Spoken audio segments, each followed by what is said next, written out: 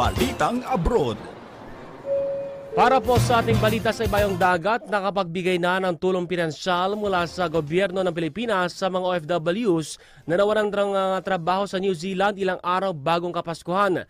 Ayon kay Department of Migrant Workers, Yusek Patricia Yvonne Kaunan, umabot na sa 107 mga OFWs na nakatanggap ng cash assistance na nagkakalaga ng 1,050 na New Zealand dollar o may katumbas ng halos 36,000 pesos habang pinoproseso na ng mga dokumento ng iba pang 417 OFWs. Dagdag pa ng opisyal na ilang mga kumpanya ang interesado na kunin ang serbisyo ng OFW na nawalan ng trabaho mula sa nagsarang kumpanya.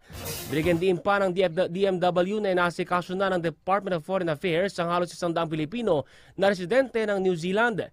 Sa inilabas na payag ni Senador Joel Villanueva na umabot na halos 700 mga trabahador ang nawalan ng trabaho matapos magsara ang Manpower Agency na ELE Group. Newsline.